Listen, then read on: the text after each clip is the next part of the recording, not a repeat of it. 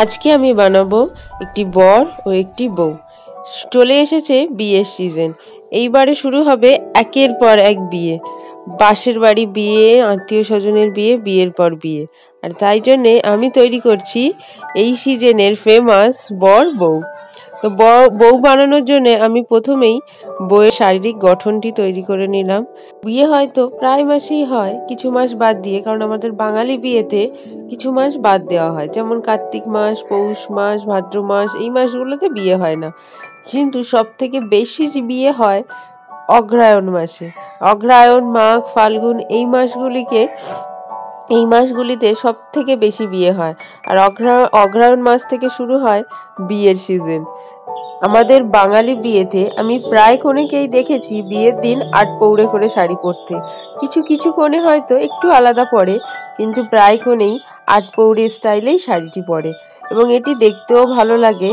এবং এটি যেন বাঙালি বিয়ের একটি ঐতিহ্য হয়ে গিয়েছে যে বিয়ের দিন আটপৌরে করেই শাড়ি পরতে হয়। হ্যাঁ, অনেকে হয়তো বদলায়, কিন্তু আমার স্পেশালি বিয়ের দিন আটপৌরে করে শাড়ি পরাটাই পছন্দ। তাই আমি আমার বিয়ের কনেকেও আটপৌরে করেই শাড়ি পরিয়েছি। আটপৌরে করে শাড়ি পরাতে আমি এমনি পারি না, কিন্তু প্রথমবার পরালাম এই মাটির সাহায্যে। আমার আটপৌরে করে শাড়ি পরানো হয়ে গিয়েছে, তারপর আমি পুতুলের হাত লাগিয়ে দিয়েছি।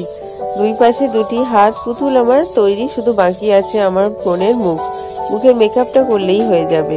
এটা হচ্ছে আমার কনের গাছকৌটো। তারপরে তৈরি করতে শুরু করলাম মুখশ্রীটা লাগানোর জন্য দেখতে পেলাম গলা বেশি লম্বা হয়ে গিয়েছে, তাই পুতুলের গলাটা একটু বাদ দিয়ে গলাটা বসিয়ে দিলাম। এবারে গলাটাকে সুন্দর করে প্লেন করে তারপরে একের পর এক গয়না পরিয়ে দিলাম। বেশি গয়না পরাইনি, বেশি গয়না কাটিয়ে পরালে আমার মনে হয় না ভালো লাগবে, সিম্পলের ওপরে রাখাই ভালো। তারপরে মাথার উড়নির জন্যে আমি একটি কাপড়ে কাদা লাগিয়ে নিয়েছি এবং সেই কাপড়টি মাথায় লাগিয়ে দিয়েছি, কারণ আমার মনে হয়েছে পিছনে কাদা দিয়ে এটা করলে অনেকটা লাগবে হয়তো। তাই আমি এইভাবে একটি কাপড়ে কাদা লাগিয়ে পিছনে ওড়নার মতো লাগিয়ে দিয়েছি। দেখতেও সুন্দর লাগছে।